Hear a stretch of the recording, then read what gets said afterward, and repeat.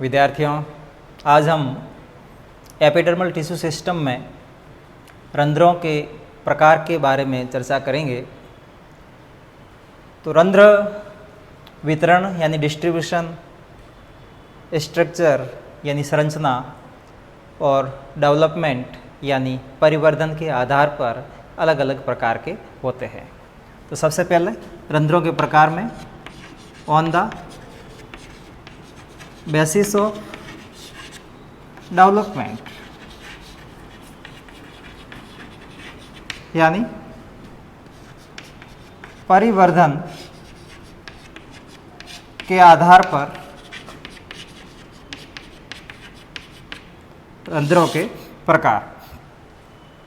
तो परिवर्धन के आधार पर रंध्र 3 प्रकार के होते हैं, जिसमें पहला है मिसोगाइनस, जिसको हम मध्यजात कहते हैं। दूसरा इसमें वह है मिजो पेरिगाइनस यानी मध्य परिजात, और तीसरा इसके अंदर वह है पेरिगाइनस या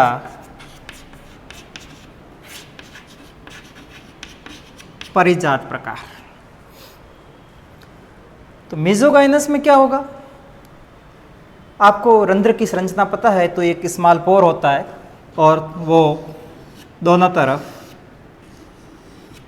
जैसे ये पोर है, ये गार्ड सेल, दूसरी गार्ड सेल द्वार कोशिका है, और इसके बाहर की तरफ है वो 2 या अधिक इसमें सब्सिडियरी सेल्स होती है, सहायक कोशिकाएं होती है। तो यदि गार्ड सेल्स यानी द्वार कोशिका और सब्सिडियरी सेल यानी सहायक कोशिकाएं, दोनों की उत्पत्ति एक ही मदर सेल से होती है, एक ही मातृ कोशिका से होती है।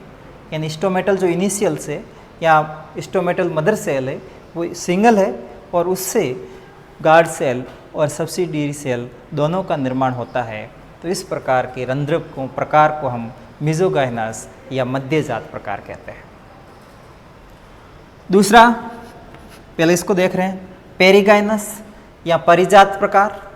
इसका जस्ट अपोजिट क्या होगा इसमें कि इस प्रकार के डेवलपमेंट में गार्ड सेल्स और सब्सिडियरी सेल्स, इनका निर्माण अलग अलग मदर सेल या अलग अलग मातृ कोशिकाओं से होता है। तो पेरिगाइनस हो गया। और मेसोपेरिगाइनस दोनों का सम्मिलित रूप, इसमें क्या होगा कि गार्ड सेल्स और इसके साथ एक सब्सिडियरी सेल्स, इनका निर्माण एक ही मदर सेल से होता है, जबकि दूसरी सब्सिडियरी सेल्स या दूसरी जो सहायक कोशिका है उसका निर्माण अन्य मदर सेल से होगा। तो इस प्रकार डेवलपमेंट के आधार पर 3 प्रकार के स्टोमेटा, मेसोगाइनस, मेसोपेरिगाइनस और पेरिगाइनस या परिजात प्रकार के।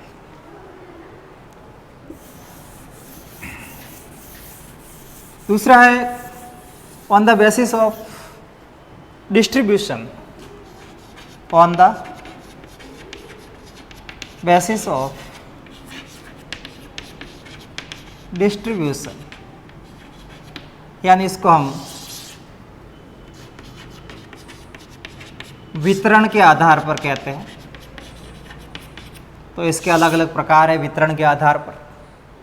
जिसमें पहला है वह है एप्पल या मलबेरी टाइप, सेब या शहतूत प्रकार के। तो इसमें क्या होगा कि लीफ में जो स्टोमेटा होंगे वो स्टोमेटा उसकी लीफ की लोअर सरफेस, या इसको हम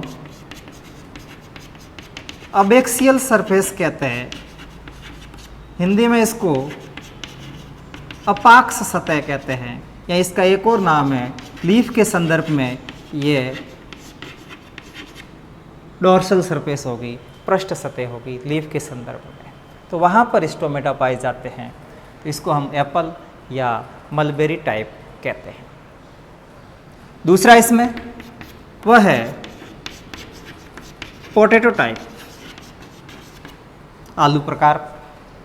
इसमें क्या होगा कि स्टोमेटा की अधिकतम संख्या, stomata more on lower surface, अधिकतम संख्या लोअर सरफेस पर होगी, परंतु कुछ संख्या में स्टोमेटा अपर सरफेस पर भी पाए जाते हैं। तो ये दूसरा हो गया पोटैटो टाइप्स। तीसरा इसके अंदर वह है ओट टाइप। ओट मोनोकोट है, जिसमें आप राइस है, व्हीट है, ये भी ले सकते हैं। तो इसमें स्टोमेटा अपर और लोअर दोनों सरफेस पर इक्वल अमाउंट में होते हैं, समान संख्या में स्टोमेटा पाए जाते हैं ऊपरी सतह पर और निचली सतह पर। चौथा इसके अंदर वह है water lily type. Water lily Eichhornia जिसको हम कहते हैं, जलकुंभी कहते हैं, जलीय पादप है, एक्वेटिक प्लांट्स है ये। इसमें जो लीफ है वो वाटर सरफेस पर तैरती रहती है, फ्लोटिंग है, प्लावी पादप है। तो इसमें लोअर पार्ट जल के संपर्क में है, परंतु अपर पार्ट है वो किसके संपर्क में है, वायु के संपर्क में है। तो वहाँ पर स्टोमेटा है वो अपर सरफेस पर होंगे, लोअर सरफेस पर स्टोमेटा है वो नहीं पाए जाते हैं। तो इसको हम वाटर लिली प्रकार कहते हैं। और पांचवा प्रकार है इसके अंदर, वो है पोटामेजिटॉन।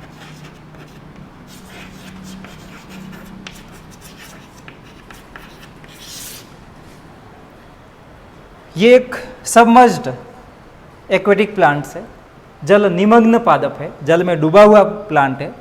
तो डूबे हुए प्लांट के अंदर स्टोमेटा की आवश्यकता नहीं रहती है, तो सामान्यतः इसमें स्टोमेटा एब्सेंट होते हैं।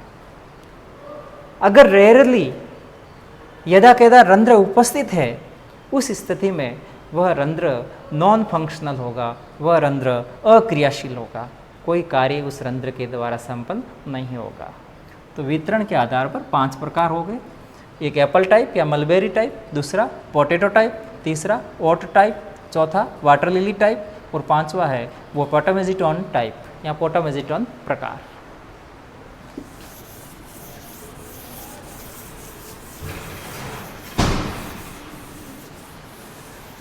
और अगला है इसका अंदर, वो है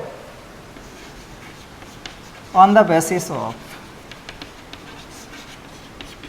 स्ट्रक्चर। इसको थोड़ा ध्यान से देखना आप, संरचना के आधार। तो 2 वैज्ञानिक ध्यान रखना आप, एक है मेटकाफ और दूसरा चाक। उन्होंने संरचना के आधार पर मोटे रूप से 4 प्रकार के रंध्रों के प्रकार बताए हैं। यहाँ रंध्र 4 प्रकार के इनके अनुसार। पहला इसके अंदर है वह है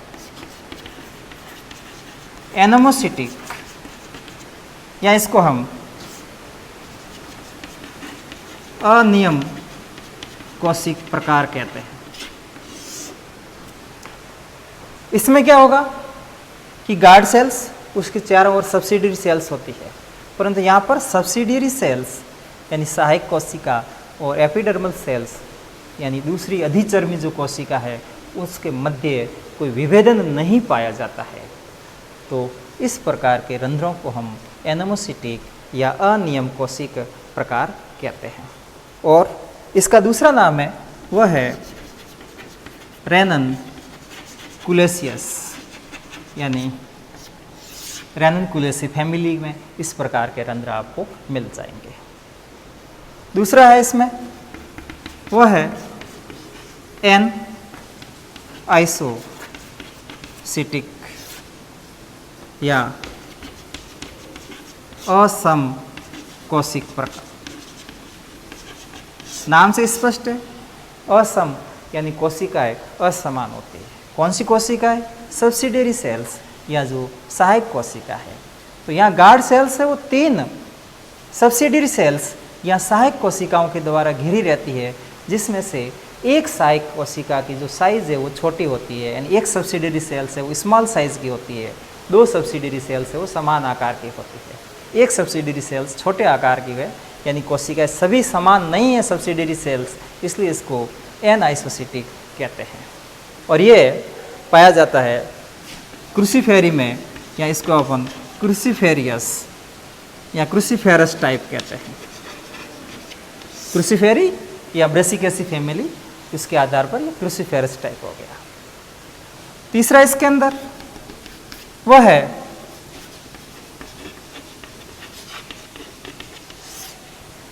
पैरासिटिक।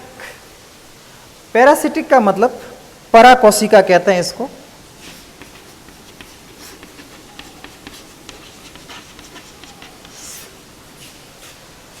इसमें गार्ड सेल्स 2 सब्सिडियरी सेल्स के द्वारा घिरी हुई रहेगी, जैसे ये गार्ड सेल्स होगी।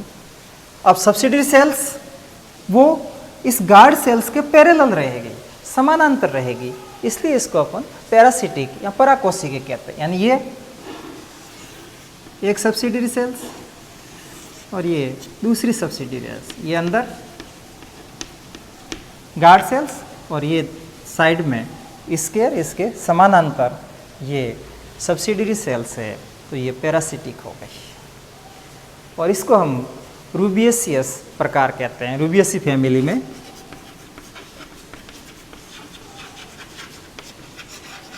रूबियसियस टाइप हो गया। और अगला इसमें वह है डायसिटिक, या इसको हम लंबकोशिकी कहते हैं। और ये कैरियोफिलेसियस फैमिली के अंदर पाया जाता है। कैरियोफिलेसी, कैरियोफिलेसियस प्रकार भी इसको कहते हैं। कैरियोफिलेसी फैमिली में आपको मिलेंगे ये। इसमें क्या होगा कि ये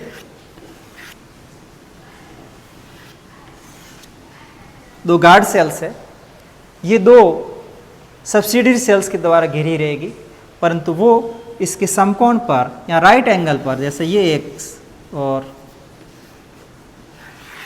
ये दूसरी हो गई, इसकी और इसके ओरिएंटेशन में फ़र्क है। इसके राइट एंगल पर ये सब्सिडियरी सेल्स है, तो इसको हम डायसिटिक प्रकार कहते हैं। तो 4 प्रकार मेटकाफ और चाक के अनुसार एनामोसिटिक, एनाइसोसिटिक, पैरासिटिक और डायसिटिक। इसके आधार पर दूसरे वैज्ञानिकों ने 3 और प्रकार इसमें जोड़े हैं, जिसमें एक है वह है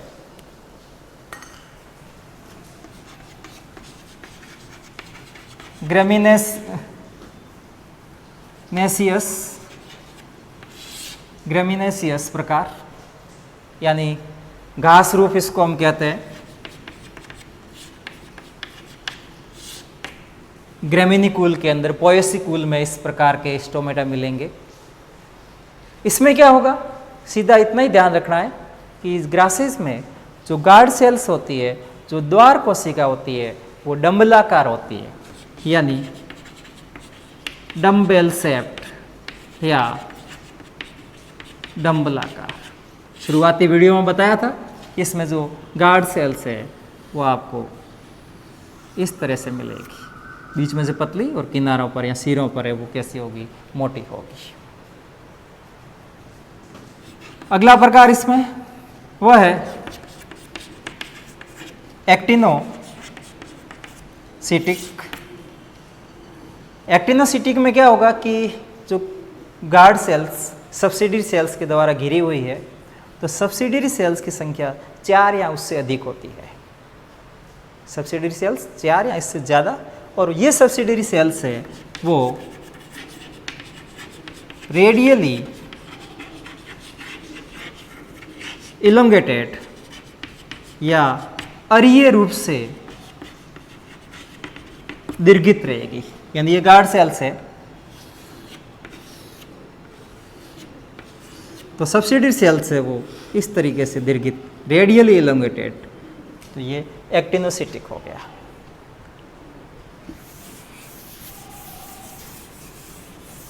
और अगला इसमें जो लास्ट प्रकार है वह है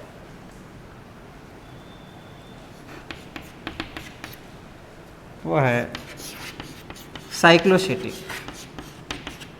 साइक्लो शब्द आता है रिंग या वलय, तो गार्ड सेल के चारों तरफ सब्सिडरी सेल्स होगी, सब्सिडरी कोशिका होगी, और सब्सिडरी कोशिकाओं की संख्या 4 या उससे अधिक, और वो एक वलय के रूप में या रिंग के रूप में इसके चारों तरफ वो एक वलय बनाती है, ये घेरा बनाती है, एक वलय के रूप में ये सब्सिडरी सेल्स रहेगी। तो इसको हम साइक्लोसिटिक कहते हैं।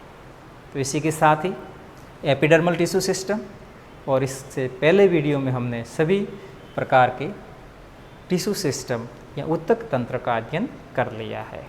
धन्यवाद।